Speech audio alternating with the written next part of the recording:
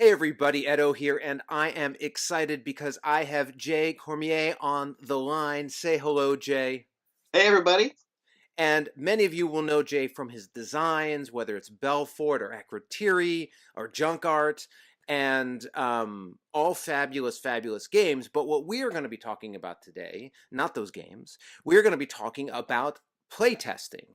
Playtesting, why it's important, how to do it, things to keep in mind, and mainly because, or partly because, um, Jay, you've put together uh, a booklet on how to fail faster. I think it's called Fail Faster, right? That's exactly right. Yeah, I designed this journal called the Fail Faster, the Playtesting Journal, and I'm taking it to Kickstarter in March. So yeah, I'm pretty excited. And I don't know exactly when this will drop, but it is likely that Kickstarter will be a week or two away or Woo! sometime soon, It's and we're exciting. excited for you. And Thank you. actually, the sentiment of failing faster is super appropriate, right? Like when you're playtesting and learning and making your game, you should be willing to fail, right? And be Yeah. unsuccessful with. I mean, the whole process of game design it is such an iterative process that you have. It's no game ever comes out 100% fully baked, and this is a perfect game. And so, knowing that as a game designer, then you know that you're going to have to change it. So let's get to that change as soon as possible. And that's why Right. fail faster so that you can succeed sooner is basically the idea behind that. Yeah, and that's true for myriad things in terms of whether it's business or your company or prototyping.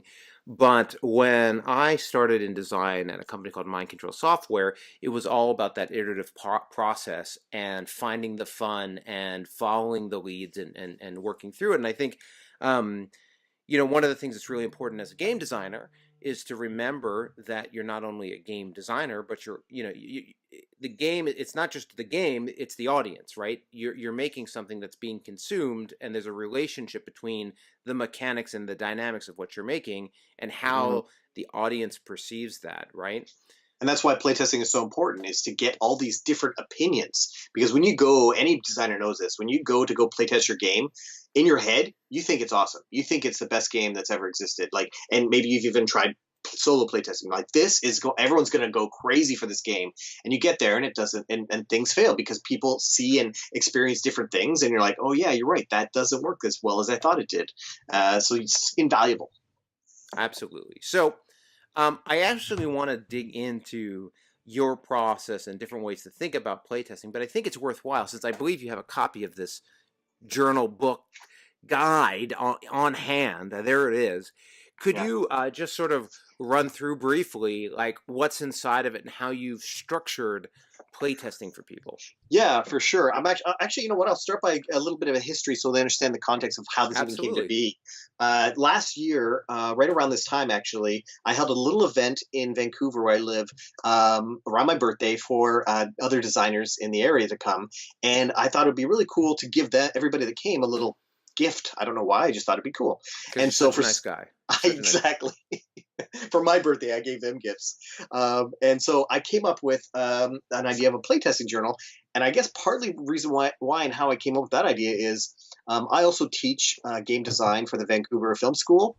For people going through their video game design program, they have to take a course with me on board game design, and they design board games. And part of that is part of their final project that they have to actually design a board game. Part of the marks they get is from playtesting, and to prove that they playtested, I created this is like 5 years ago, a report that they have to fill out to show that they've playtested and gotten feedback and all this stuff.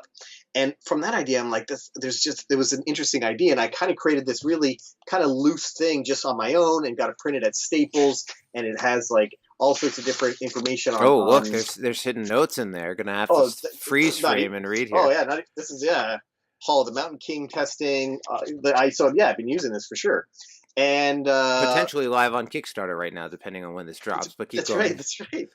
And so what astounded me was that everybody loved it, like, immediately, and people were asking for more copies. People that didn't come to the event, they're like, "Can I get a copy of that thing?" And people are still using it today in my game design group, and they're like, "I'm on my last 3 pages. I need another one." And it started getting me thinking of like, maybe this is a useful tool that other designers would like to have as well. And so I gathered a lot of feedback from the last year of people using this journal and incorporated it into this journal, and got a graphic designer to do it right, because this is Sure, sure. obviously pretty junky. Hey, man, it And works. it totally works. It totally works. But I just printed at Staples, and so it doesn't even like lie out flat, and it's like annoying to write in and everything like that. So went with the coil bound, which allows you to lay it out flat. And I'll just give you a quick synopsis of how. Sure, sure. Uh, there's about Please. Oh, cool. There's about 36 pages of playtest in here, and it's always two-sided, 2 pages. And if I'll kind of try to zoom it in here, see if you can see that. So Yeah, basically, they'll get the idea. It might not be super crisp, but go ahead. perfect. Basic idea is here is you write down your playtesters' names in turn order, which is, I think, very important. So that'll help you remember if there's any start or end player advantages. There's even a little checkbox beside it to tell you if they're a unique playtester, meaning this is the first time this person has played this game. That'll help understand your breadth of playtesters to see if you've haven't, only 4 people have ever playtested it, or if you've got 50 people that have playtested it. Then there's different columns that mostly I use for different scorings. If I have statue scoring, tunnel scoring, and end game scoring, and then a total scoring. Sometimes I use that for denoting a specific time when a specific event has happened, if that's important to me.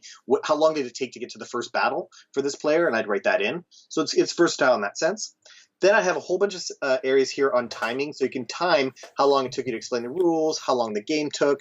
Did you play the entire game, or did you end it after like 3 rounds or something like that?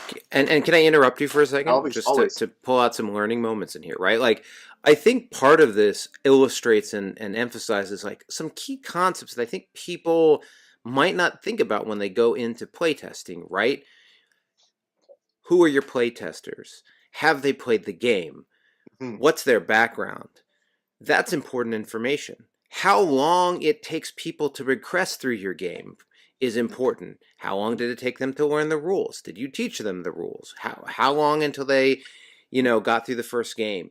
Those types of details are easily missed by people, Oh, especially if you're not tracking. Like, we can talk about this fantastic way to track versus just tracking on a piece of paper, but at the end of the day, I think a lot of people walk into playtests just with open ears, which is great, but they're not pulling out the key information to then come back to when revisiting the feedback and thinking about because ideally playtesters aren't solving your problems, you're no. identifying the problems, and then you as the designer are solving the That's problem. your job. Yeah, I think this is a key human trait where whenever you're getting some sort of information that's important to you, at that moment, almost everybody thinks, "Oh, I'm going to remember this because this is awesome information I'm getting. This is great. I love it. I'm going to remember it 100%." And then invariably, 100% of the time, you get to a point where you have to do something with that information, and you're forgetting a few things. And it's happened, I'm sure, to every designer where you go to a next playtest and you start playtesting halfway through, you're like, oh, I was supposed to add that one rule that one person suggested. I forgot. That's right. And now you've kind of wasted this playtest because you wanted to incorporate that. Right, right. And so this just helps guides the right notes you need to take in order to become a better playtester and a better designer. All right, keep going. So you talked about the testers, Yeah. you talked about the timers. And then you have an area here where you can talk about your rule changes. This reminds you of like, hey, remember to change in this playtest I'm going to be doing. So this is the only thing you'd probably fill out in advance. Sure. Before your playtest. This is observations where you'd write about anything that you see during the game where you might notice people being distracted or questions people have. You'd write the questions your people asked. This is kind of a fun and cute thing. There's a random 2d6 result on every page. This literally is if you happen to forget your 2 dice, you can roll the dice by flipping to any page. That's or kinda... you can play Catan. It's Exactly. That was just a fun thing, and it's cute actually. It's kind of neat, and also a random letter tile for games that are need that. Then it has an engagement rating. This is obviously very subjective, but you can assess yourself to say, oh, this was a 7 out of 10. People were checking their phones a few times, or this is a 10 out of 10 because people were engaged. The next page has up here. It has a reminder to take a photo of your end game state. I can't tell you how important this has been for me, especially as a co-designer, and especially when the other co-designer is not there at the playtest. That's one part of the reason why you need to take that endgame photo, because you want to share with, hey, this is how it ends at the end. The second most important part is the ability to analyze Why did this scoring happen this way? What did this player do? Did he build a lot of Hearthstone tunnels or Iron tunnels? And you could kind of go back and reassess and like maybe even, well, what if we change the scoring? How would this game have changed? And you could Yeah. see that. And I would even just say, just in general, assuming you ask permission and all those things, taking pictures and photos are good, and having a good way to organize and manage those photos are good. You don't want to go through 300 playtests and then be like, I don't know which of these photos are for which. Mm-hmm. Timestamps and other information that you'll find in that in what you have in that the journal will help you be like, this was playtest A, Yeah. and here are the details from it. That's right. Yeah. Then it has a section here on the winning player strategy. So you actually write down like, oh, they really focused on this type of strategy. Will help you tell you if there's multiple paths to victory or if it's always the same way of winning keeps coming up. Right. Then the rest is feedback. So big section here for feedback. But what I've done is the questions that are asked here change on every page. So to give you some variety, but also it goes, the journal takes you from alpha through beta. And then by the end of the book, it's more gamma related questions you would ask. Not that your game that you're developing is going to follow that exact path, but you can obviously jump around and grab questions from any section depending on which phase your game is in. And for people who have a concept of alpha and beta in different contexts, when you're talking about alpha and beta, and actually, if you can sit back a little, we want to keep you in screen. There we go. No, that might be too far. Just for everyone listening, how do you define those different phases of a game? Alpha is when you're still trying to define the core game, and from playtest to playtest, it changes fairly drastically. Like last week, we were set collecting, and this week, I don't have set collecting in it at all. It's got this other mechanic. It might have one thing that's similar. It's got this cascading production thing off the side, but everything else has changed. Still alpha. So figuring out what the game is. Once everyone agrees this is the game, but we got to tweak some values and balance and that kind of stuff, then that to me feels like I'm in beta. I'm not sure if it's 100%. Alpha to beta is 100% clearly defined. Sure. It's a little vague as you transition. And gamma, I just say that's pretty much when you're close to being publisher ready and you want to pitch it. Got it. And so, and generally speaking, you're in that context. You've traditionally done mostly publisher produced games. Have you done any of your own Kickstarter games? No, I have not. It's all been so you're really, generally speaking, here's where I'm thinking about the theme. Here are the core mechanics. Here's all the components and what I'm thinking about. But generally speaking, then a publisher is coming in and that's right. Assigning it something and aligning it to a look and feel and sort of developing it further. That's exactly right. Yeah. So it's funny having starting to work behind the scenes on this Kickstarter for this journal. It gives me a huge new appreciation for what the publishers go through and the value that they add to the relationship, which I always thought was great, but now it's even more when you really understand the work behind it. Why would I ever want to do this again? Oh my gosh. So last few things. Yep. At the bottom of the feedback page, there are some pro tips. From my 15 years of experience as a game designer, and they as well go from alpha through to gamma. And then other things that are in this journal are a bunch of tools that you'll find useful as a game designer. For example, the back page folds out, and there is a scoreboard. Sure. Now, this is kind of cool. The reason why I had it fold out is so that you can actually still have the journal and taking all your notes and still use this as a scoreboard. Oh, look at that. Look at that. Yeah. It's as if you tried to do that and then failed, and then you're like, hey, it would be better if I did it this way. It's 100% true, because in this first version, it was on the back page like this, and people would I can't take notes when I'm using it. And so I had actually people photocopy this so they could carry that around as it's, as your scoreboard. It's pretty funny. Then also on the inside. I mean, it's humorous, right? But I just, as a point of emphasis, here's this first draft, this first version you have out in the field, and you're like, hey, it sort of sucks that I can't lay it out flat. Mm-hmm. Well, how might I solve that? Well, I could use rings to lay it out flat. And hey, I can't view this while I'm doing this, right? That's an example of bringing something into the market or into the field and using it, and then having common sense actions on problems, right? That's exactly right. Yeah, it's I never really thought of it that way, but it's 100% true that I'm failing faster by iterating on this journal. Right, great. Right. The last couple features is in the front page. There's a goal setting page here, so you can create your own goals. And it ties into this fact that I've gamified this journal, which I think is a pretty fun thing for a lot of people. Where I've identified 10 key behaviors, and if you do these behaviors, you will become a better playtester and ultimately a better designer. And as you do these behaviors per playtest, you actually shade in a little progress bar. And every once in a while, you're going to get to one of these little icons, these little badges. And when you get to a badge, you shade it in, you flip to the front cover, and there's Ooh. those same badges there. And you can color those badges in. Or if we hit a stretch goal, then they'll turn into stickers and Oh, it'll look a lot sharper. And very so, cool. yeah, And so generally, like in that conceptual space, you're like each one of these is for a game.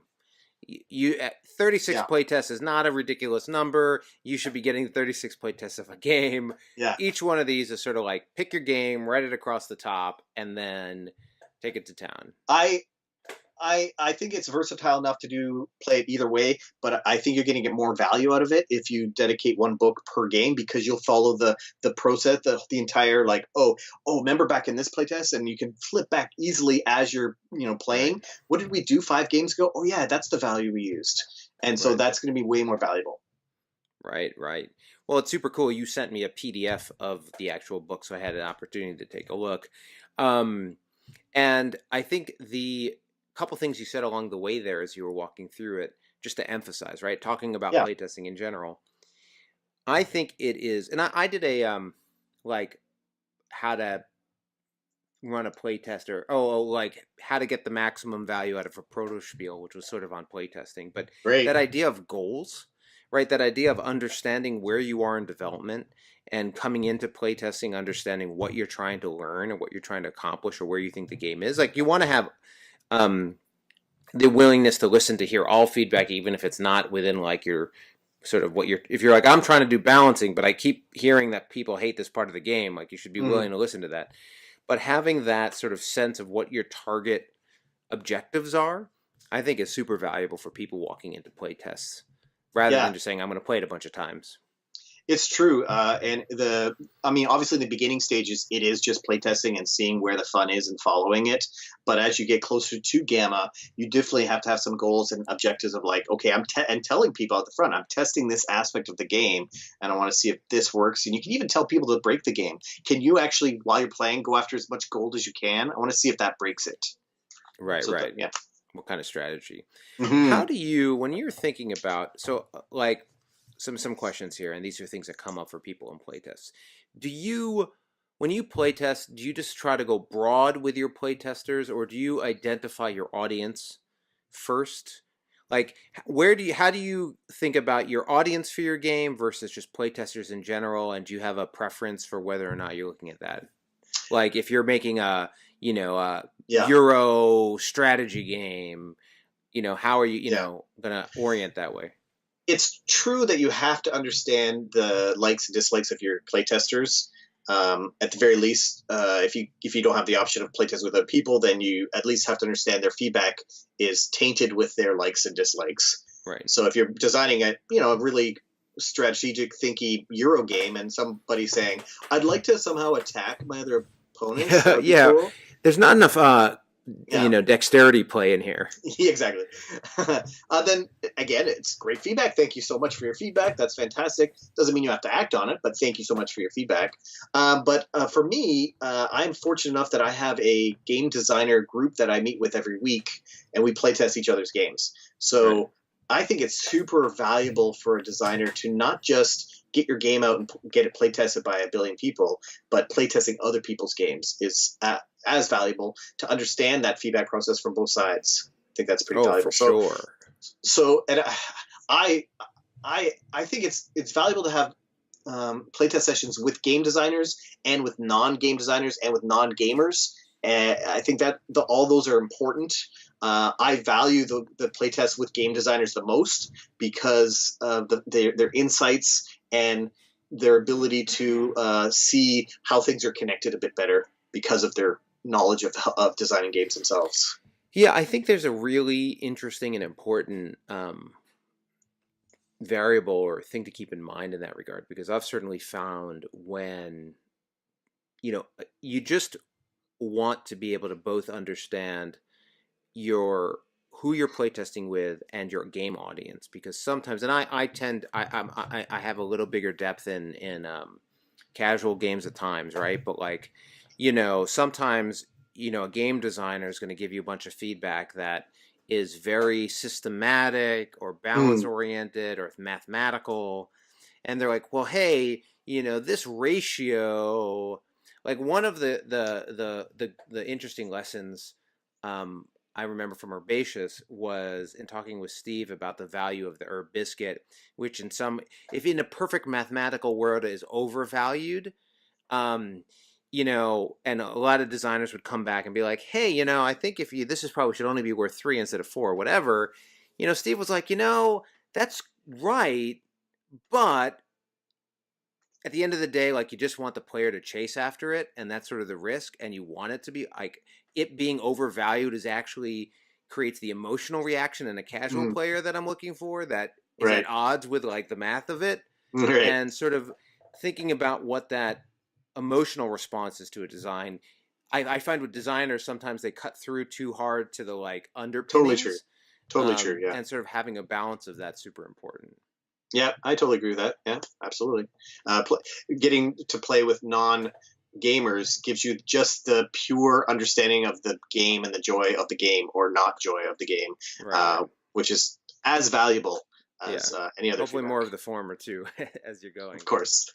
Um, so another thing that I think you see a lot with people in playtesting and when you're observing is that, and I presumably, as a veteran, you've sort of figured this out for yourself, but I think a lot of early designers have a hard time detaching themselves from like feedback or constructive criticism Mm, versus mm. constructive criticism, and getting into that argument with the playtester or debate with the playtester as So, opposed to just yeah, listening and noting. How do you absolutely. give advice there? There's the two things: is that you first have to understand that this person just gave you an hour or more of their time. They gave you an hour of their time to sit down with your game.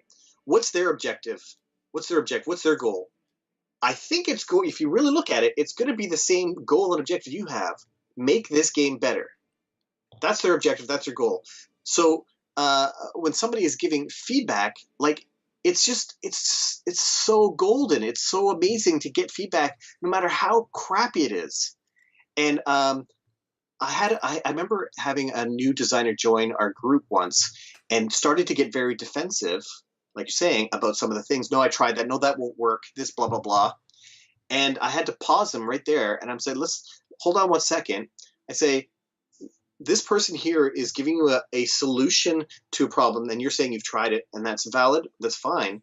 First of all, it's feedback, so take it. That's great. But listen to what he's saying. He's giving us a solution, but what is the problem?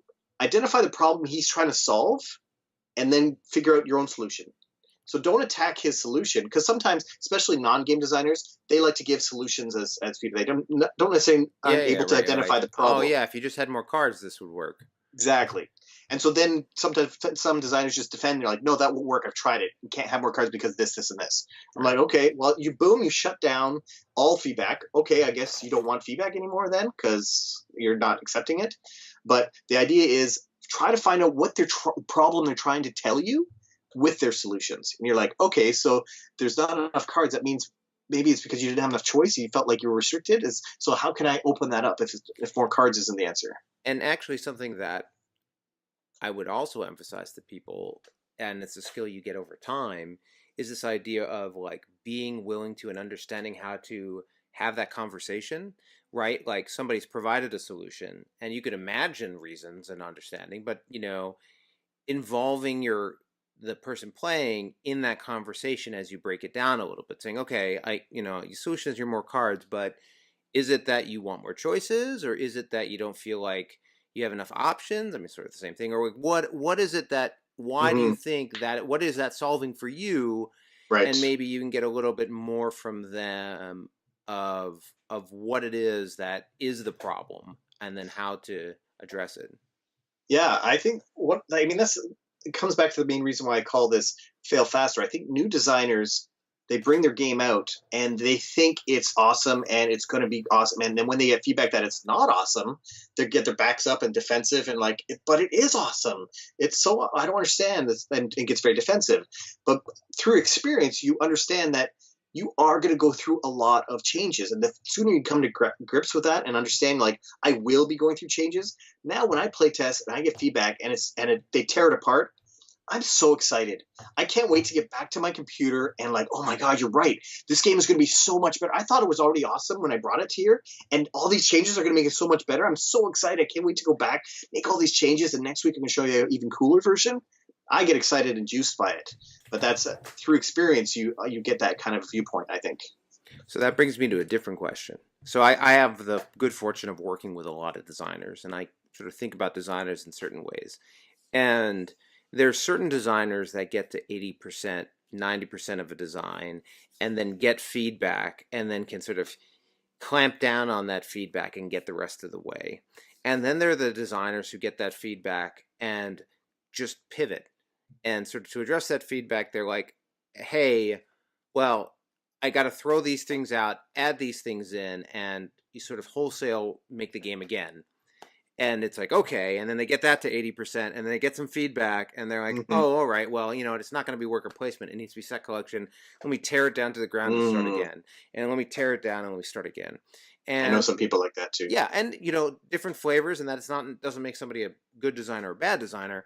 But how, in your creative process, how do you know how do you get from, hey, now is this period, I mean, you said it's sort of alpha and beta, but like, where's this period where like, yeah, I'll chuck anything and I'll bring it in.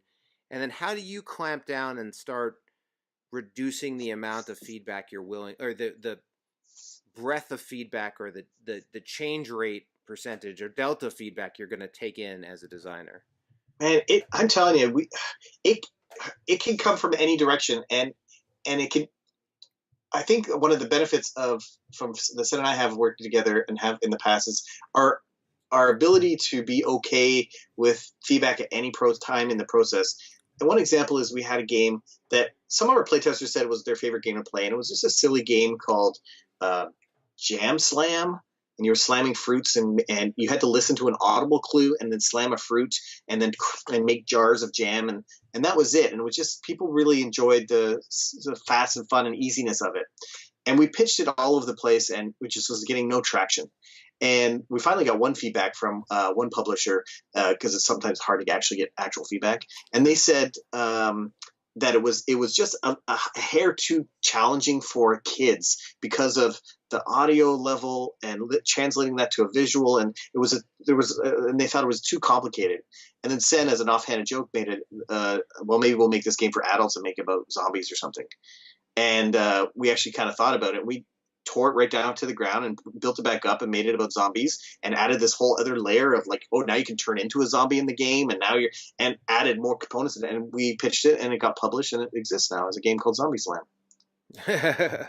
Well, so that's an example of being willing to pivot, right? That's right.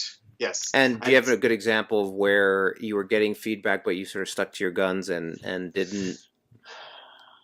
And because there's also a difference between playtester feedback and a publisher, like, hey. Totally. I think if we just hit enough walls, sometimes we just kind of drop it. And so there's definitely been some games that we pitch, gets no traction, and then if we don't get any feedback or direction or thoughts, and then it might just kind of fall off our interest plates, and we put our investment in our time in other things. And so there's still some things lingering that every once in a while we're like, you know what, we should look at that game again, because we put a lot of time into that, and it didn't get anywhere, but it's got some meat to it. But we might have to tear that down and build it back up. And how many, just generally speaking, designs are you sort of playtesting at a given time? You usually have 2 or 3 in your pocket. Are you the kind of person with 12, or you just stick to one at a time? Yeah, it's closer to like 6-ish. It's almost a joke at my playtest group when it kind of goes around the table of like, who's got a game tonight? And everyone's like, we all know Jay's got at least a couple games, but anybody else, who brought games tonight? So on the playtesting side, are there other sort of, I mean, you have all the guides in the Fail Faster booklet, and you have the different the questions on each page, but for people who are actively playtesting right now, Are there any other sort of tips or things you would emphasize to those people or highlight? Just in general about playtesting, you mean? Yeah, maybe in the category we haven't covered yet. Let's see. Playtesting, with regards to, obviously, we talked a little bit already about feedback, and the willingness to accept feedback is obviously very huge. There's going to be times where you're going to want to play your game for a certain amount of time, and then there's going to be a certain point in time where you actually have to not play your game. That's important to obviously observe. And you're observing not just how your pieces are moving around in your game, but you're observing the frowns on your playtesters' faces when they're got a confused look and they're trying to parse something out, or when they're mad at something like, "Oh, that sucks." Then they get frustrated, and there's some good frustration in some games, and there's some bad frustration in some games.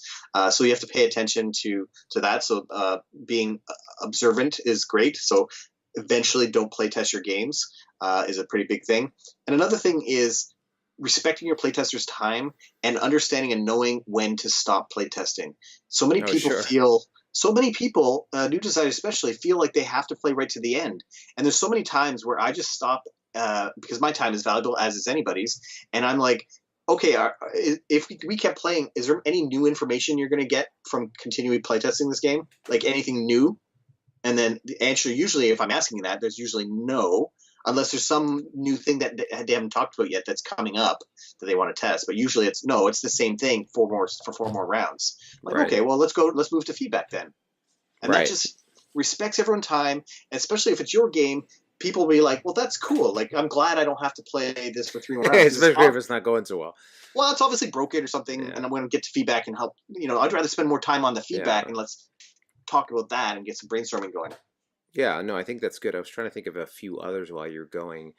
I think some things that people forget is like one, bring materials to like be responsive to feedback. I see, especially at proto spiels, a lot of people come in with like their game in a box, like and maybe a piece of paper and a pen, but like, hey, have sleeves, have stickers, have the ability, have that, but also no, but also the ability to adjust your actual game, right? Like That's a good allow tip. Yeah. yourself to write on components because if you're going to spend a day play testing, you don't want to have to play through 8 play tests to then make your fixes the night after. You want to be Yeah. iterative and responsive.